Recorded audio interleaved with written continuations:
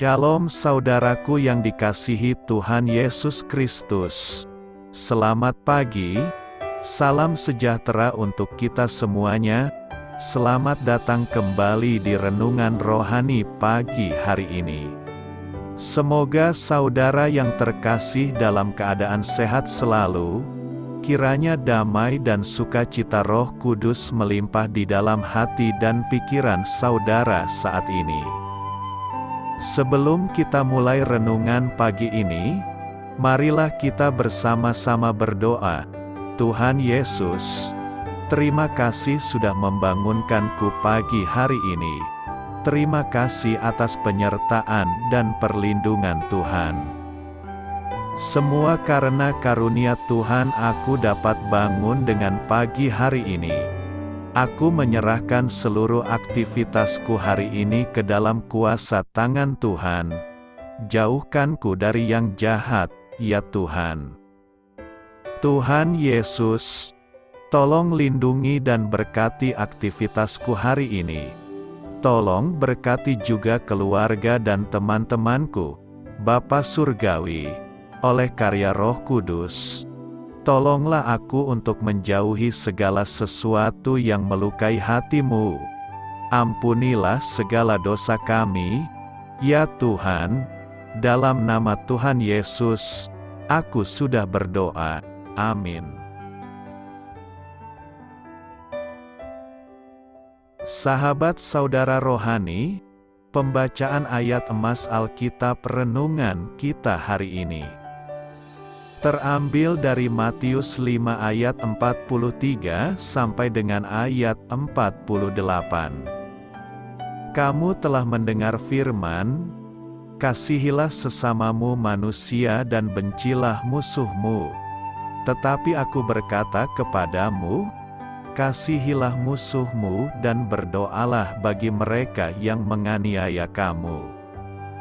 Karena dengan demikianlah kamu menjadi anak-anak Bapamu yang di sorga, yang menerbitkan matahari bagi orang yang jahat dan orang yang baik, dan menurunkan hujan bagi orang yang benar dan orang yang tidak benar.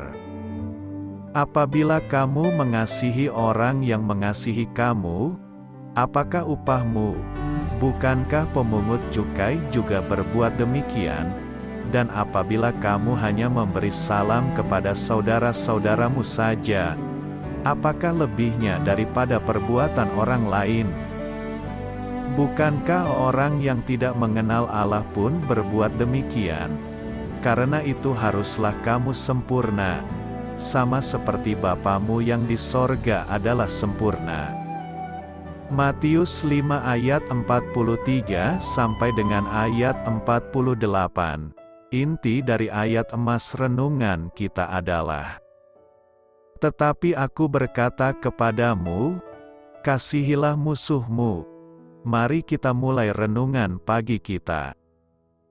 Judul renungan kita hari ini adalah, tetapi aku berkata kepadamu.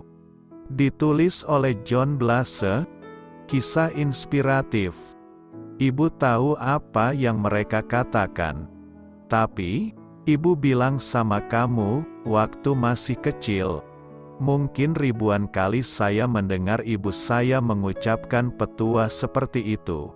Konteksnya selalu soal tekanan dari teman sebaya. Ibu mencoba mengajarkan kepada saya untuk tidak begitu saja ikut arus. Namun, meski bukan anak-anak lagi, mentalitas untuk ikut arus masih cukup kuat bercokol dalam diri ini.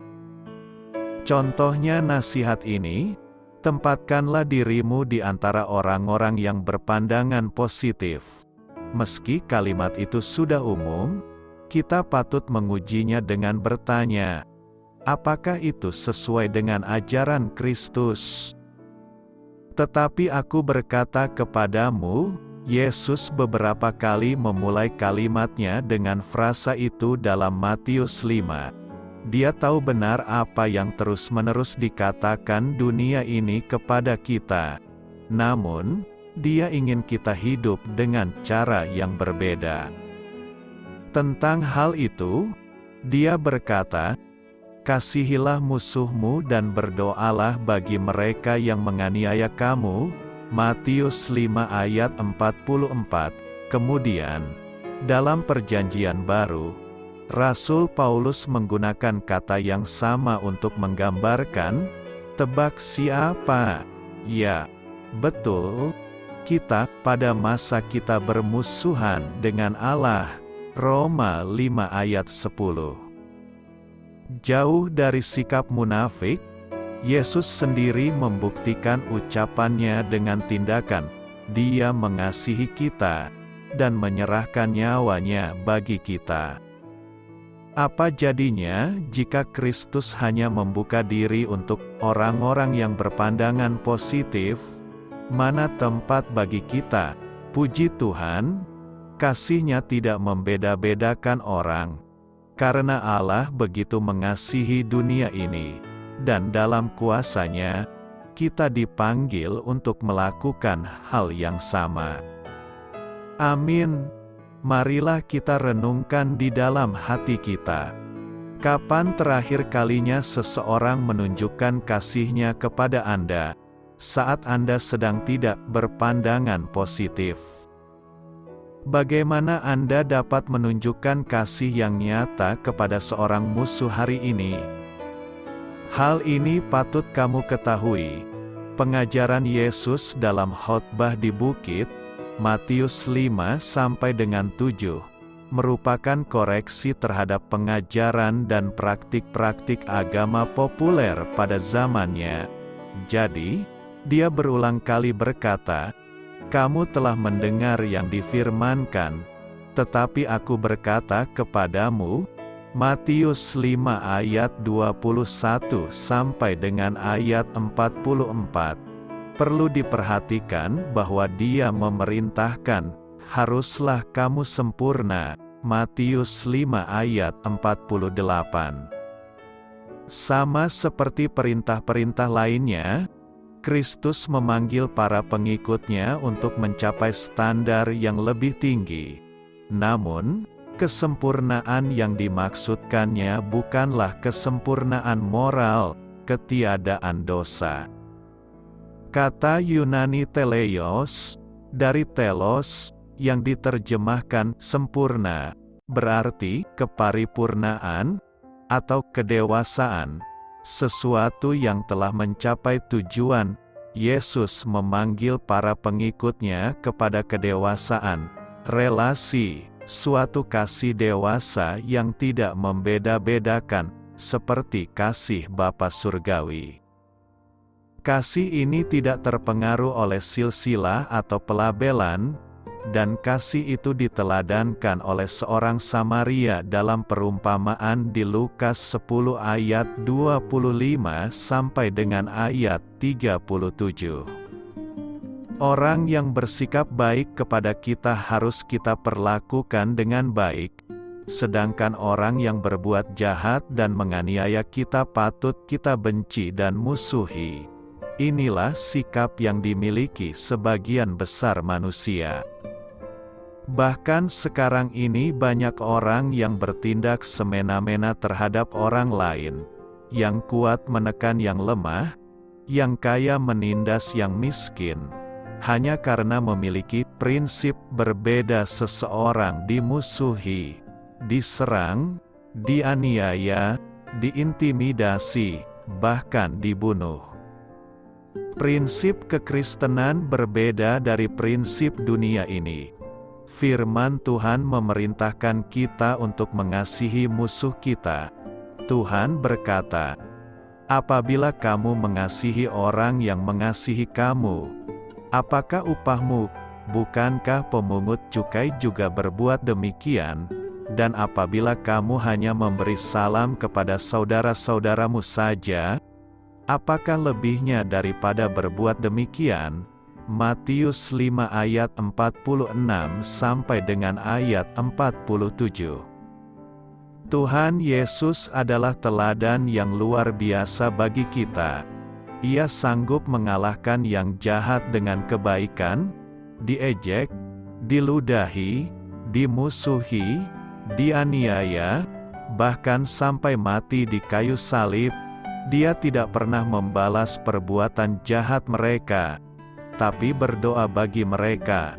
Lukas 23 ayat 34.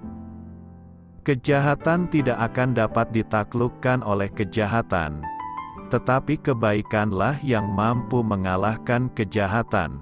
Mungkin kita berkata, "Saya adalah manusia biasa, mustahil bisa mengasihi musuh." Alkitab menambahkan, "Haruslah kamu sempurna, sama seperti Bapamu yang di sorga adalah sempurna." Matius 5 ayat 48. Mustahilkah? Tentu tidak, karena status kita adalah anak-anak Allah, mewarisi sifat dan karakternya. Dikatakan, barang siapa tidak mengasihi, ia tidak mengenal Allah, sebab Allah adalah kasih. 1 Yohanes 4 ayat 8, pastilah Allah tidak pernah memberi perintah yang mustahil untuk kita lakukan. Menjadi sempurna bukan tergantung pada usaha kita, tetapi tergantung pada siapakah kita. Asalkan kita terus bertumbuh di dalam Dia, mengasihi musuh adalah bentuk dari penyangkalan diri. Ini adalah salah satu ujian untuk membuktikan status kita sebagai anak Allah. Dengan demikianlah kamu menjadi anak-anak Bapamu yang di sorga. Matius 5 ayat 45. Doa saya menyertai saudara sekalian. Selamat berkarya untuk Tuhan. Amin.